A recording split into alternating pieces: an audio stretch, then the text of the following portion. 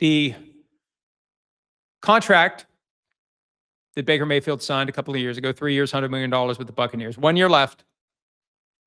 And it's been addressed multiple times by him. He'd like to get something done by the start of training camp. Once training camp starts, he's done talking. Now, it's not a real deadline.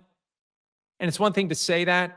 It's another thing if they come to him at the bye week and make him an offer he can't refuse. Are you going to stand on your principle? I said that the window closed then. Do not make me that offer for $40 million a year. You're still carrying the injury risk every week, every game. If he has a great start to the season, I don't know when their bye week is right now. I'd have to check. But whenever it is, and it doesn't have to be the bye week, it can be any time. It's a big game.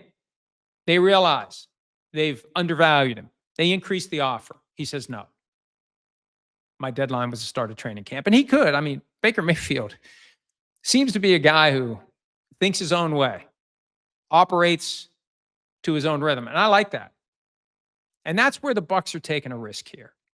Because what I understand from the folks I've talked to, it's very simple. The Buccaneers believe that no one else will ever offer as much as what the Bucs are willing to pay. And history's on their side. When he arrived in Tampa, it was on a one-year deal. After that deal ended, he was due to become a free agent. They didn't apply the franchise tag. We were well into the tampering period, not the legal tampering, but the tampering that happens all the time. Reaches a fever pitch at the scouting combine. It's happening earlier and earlier every year with the guys who are due to become free agents. There was no one else. He signed with the Bucs for 3 years, $100 million. There was no one else willing to offer more.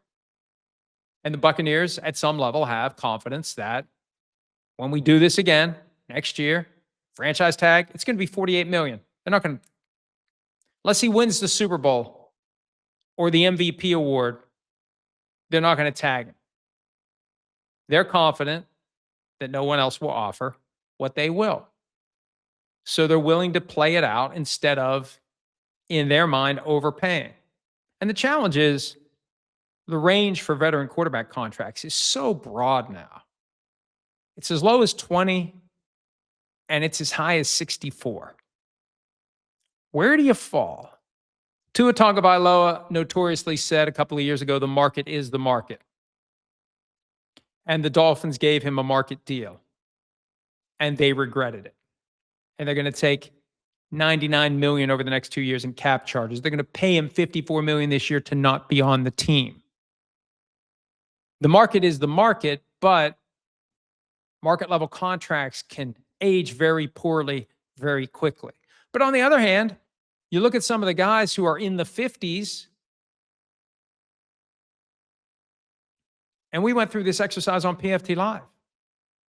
I'd rather have Baker Mayfield than this guy. I'd rather have Baker Mayfield than that guy. I'd rather have Baker Mayfield than this guy. So that's the overriding challenge. What's the fair number in that $45 million range? But from the Buccaneers' perspective, forget the range. We have a number, and we don't think anyone else will offer him more. Here's where it gets interesting. And this is where Baker Mayfield's will, which I respect, his moxie, as some would say, becomes a problem for the Buccaneers. They may be right. They may offer him more than anyone else will offer. And come March of 2027, Baker Mayfield may take less from another team just to stick it to the Buccaneers for not doing the right thing, for not offering him more, for not showing greater appreciation. I'll take less to go to a team that really wants me and is willing to overextend what it even thought it would do, even if that's less than what I'd get from the Buccaneers. That's the risk they're taking. And you get state taxes that come into play because Florida, 0. Got to factor that in, but there's a chance he won't care. When March rolls around, if there's a team that puts the hard sell,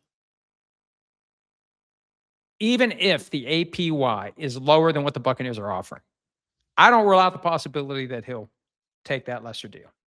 Hi, it's Mike Florio. Thanks for watching PFT on YouTube. Hit subscribe for the latest news and analysis from Pro Football Talk.